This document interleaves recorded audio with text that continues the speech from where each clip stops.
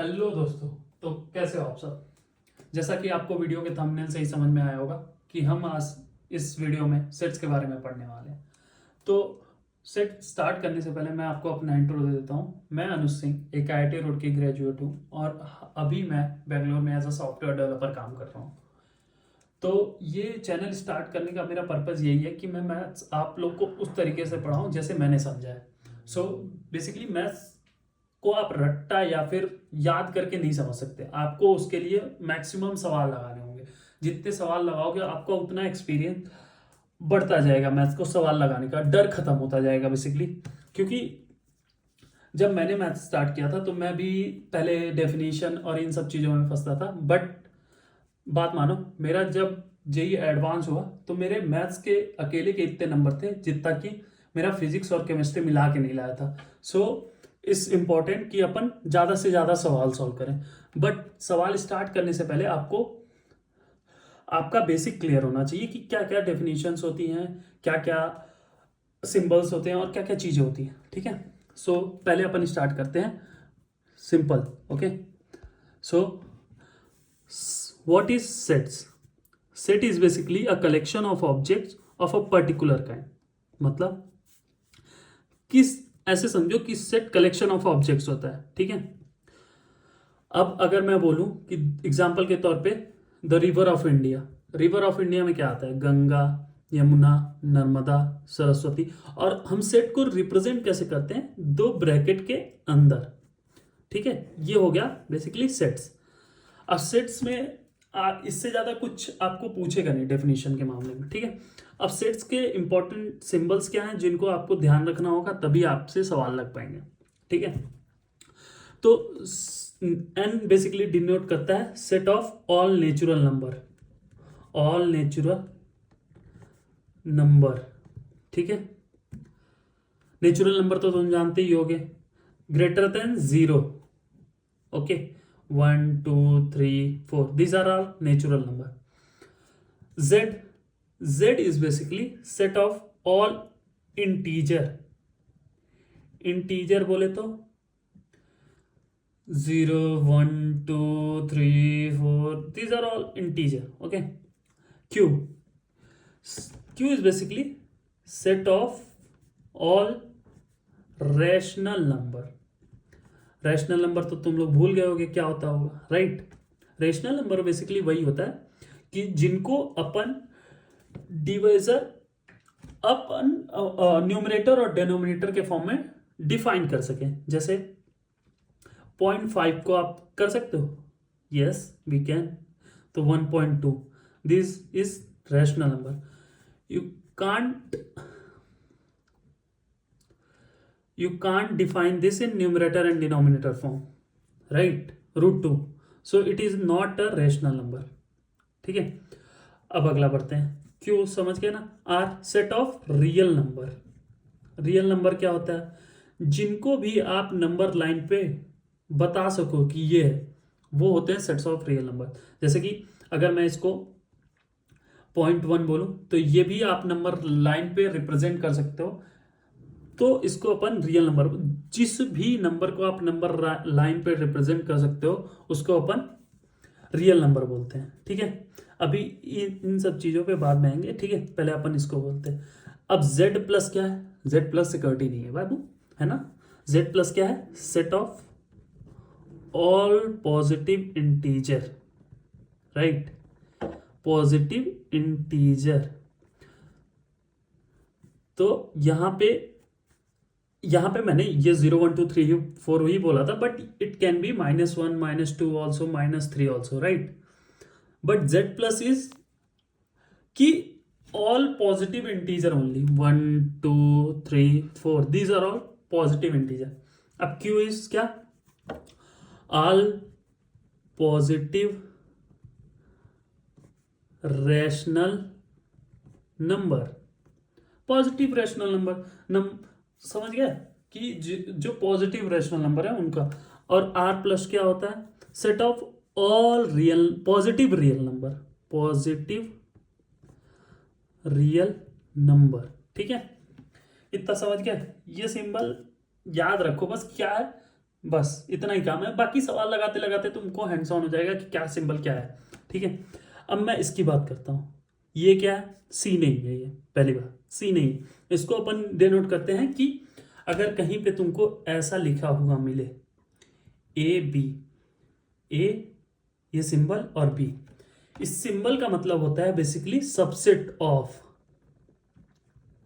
ठीक है, तो इसका मतलब क्या हुआ? A subset of B, right. Basically A जो है वो बी का सबसेट है, राइट, दैट्स इट।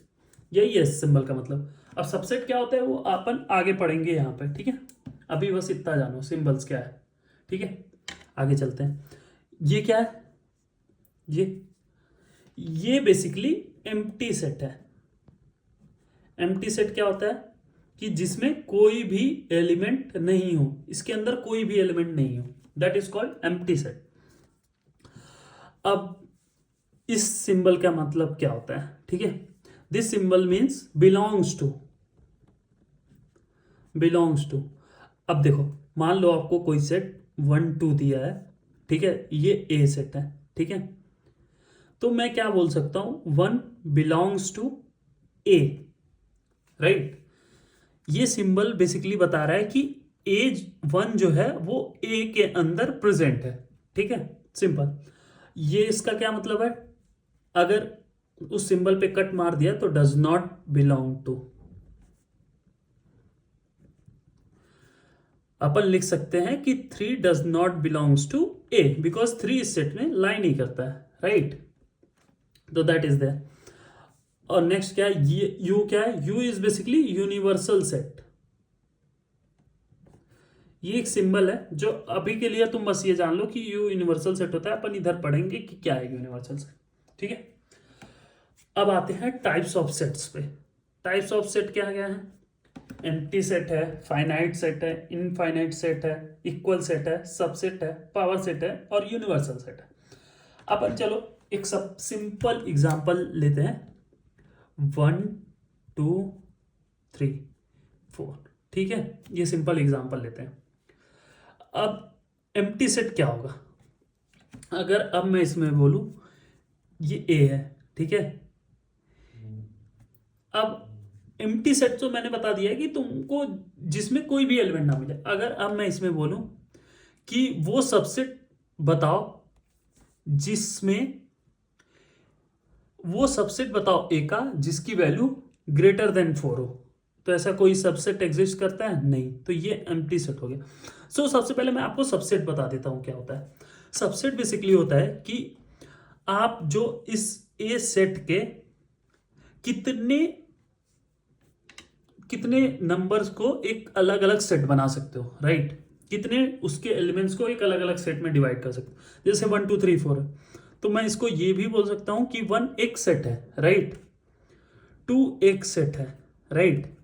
3 एक सेट है, भले ये 1 साइज का है बट सेट तो है ये, ठीक है। ये भी एक सेट है, ये भी एक सेट है, ये भी एक सेट है।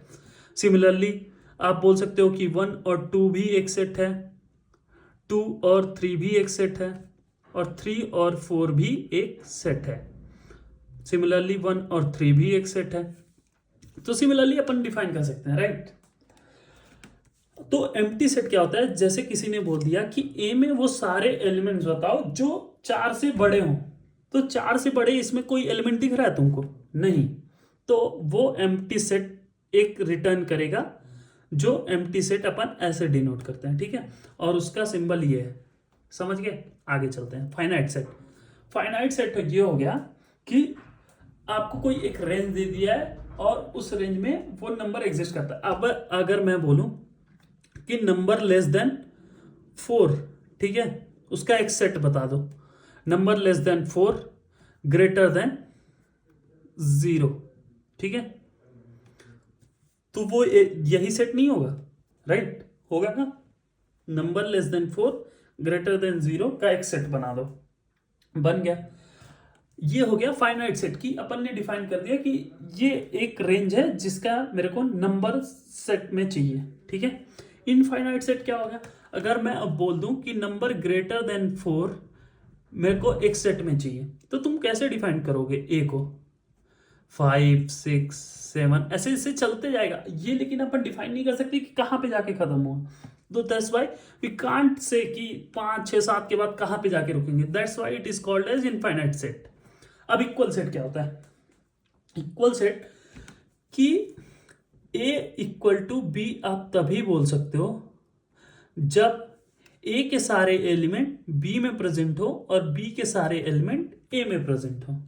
तो ऐसा कैसे हो सकता है? 1 2 है, राइट, 1 2 3 4 है।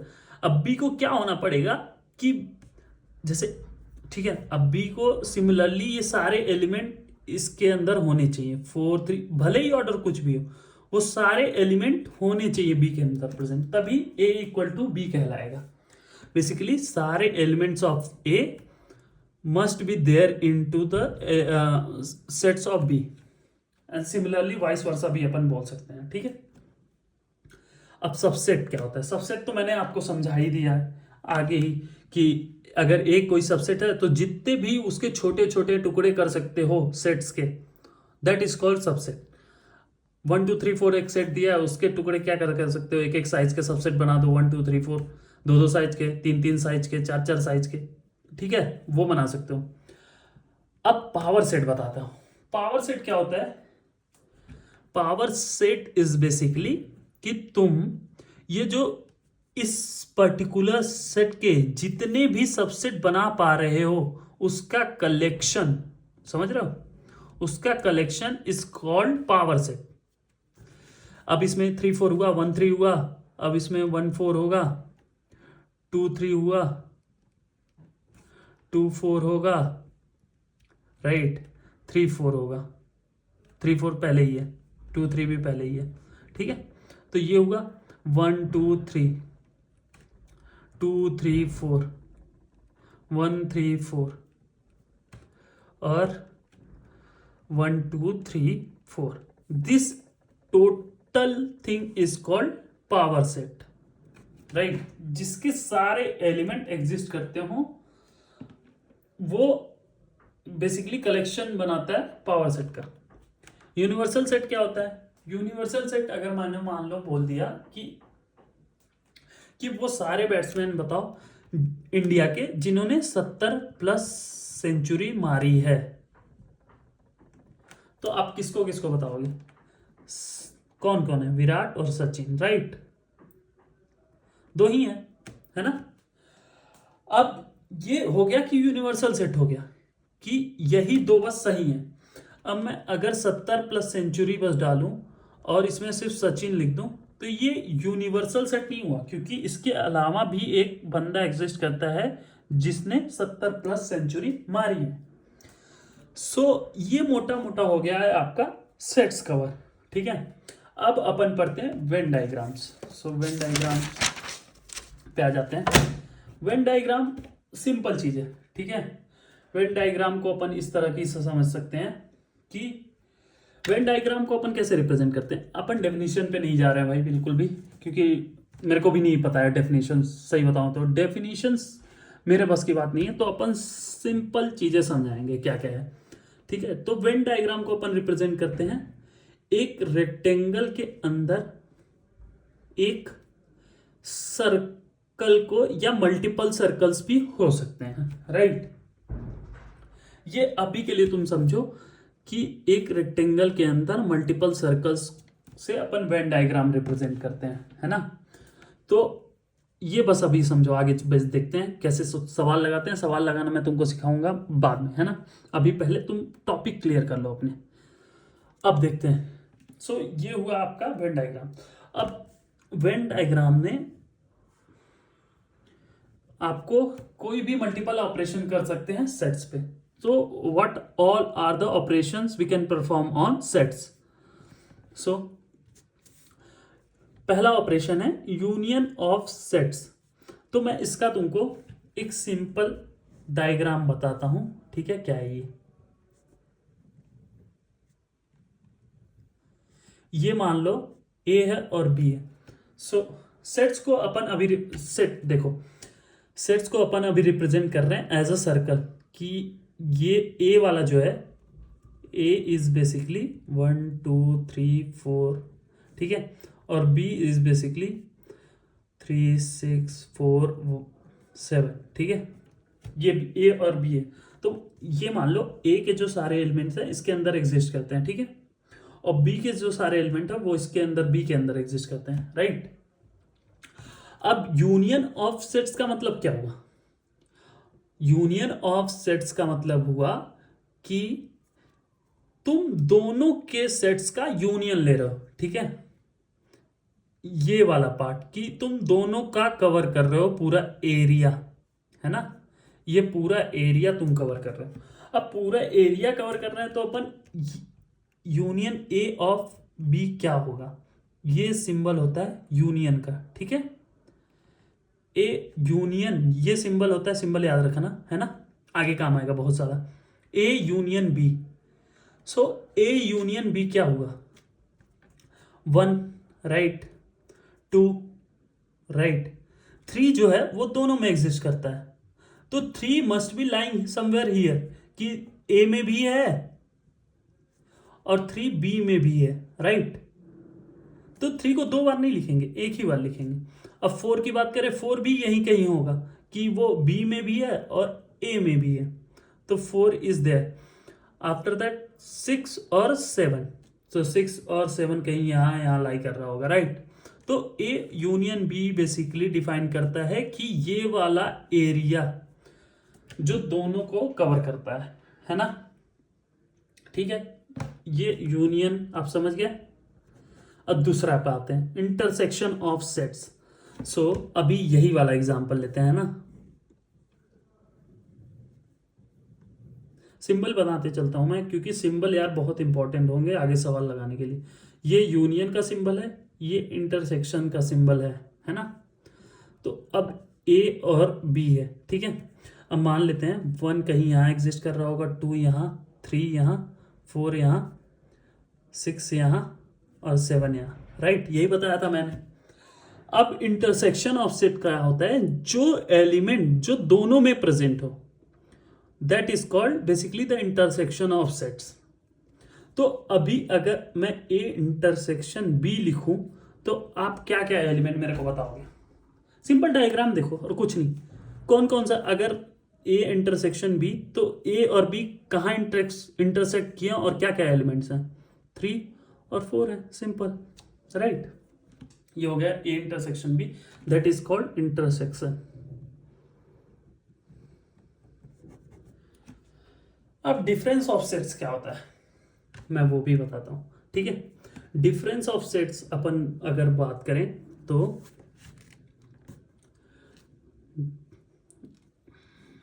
इसी एग्जांपल को अपन लेंगे, ज्यादा कुछ नहीं करेंगे, है ना। अब तुम समझ गए ना एलिमेंट्स कहाँ कहाँ लाई करते हैं, तो अपन अब वो बनाएंगे नहीं, बार बार नंबर नहीं लिखेंगे, तुम समझ जाओ। ये ए है, ये बी है, ठीक है। अब ए माइनस बी, अगर डिफरेंस ऑफ सेट्स कोई लिख रहा है, मान लो कोई बी माइनस ए भी लिख सकता है, कोई ए माइनस बी भी लिख सकता है, ठीक है, लिख सकता है, राइट। तो अगर मैं बी माइनस ए लिख रहा हूं, बी माइनस ए, तो ये बी है, राइट, ये बी है, और मैं उसमें से ए माइनस कर रहा हूं, तो मैं ये वाला एरिया माइनस कर रहा हूं, राइट, समझे। तो अब बचा हुआ एरिया क्या हुआ? ये हुआ, है ना, ये वाला एरिया हुआ बी माइनस ए। तो अभी इसमें कौन कौन से एलिमेंट लाई करते हैं? 6 और 7। तो तुम इसको ऐसे भी नहीं लिख सकते हो बी माइनस ए को, कि B minus A intersection B, है ना, कि बी के सारे एलिमेंट्स माइनस जो इंटरसेक्टेड एलिमेंट है सिर्फ उनको माइनस कर दो, राइट, ये लिख सकते हो, है ना।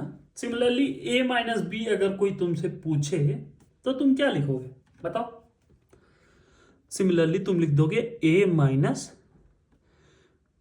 बी इंटरसेक्शन ए, दोनों सेम ही है, बी इंटरसेक्शन ए लिखो या ए इंटरसेक्शन बी लिखो, बट जो एलिमेंट पहले आ रहा है उसमें से माइनस कर रहे हैं मैंने, राइट। तो ये हो गया डिफरेंस ऑफ सेट्स। अब कॉम्प्लीमेंट ऑफ सेट्स क्या होता है?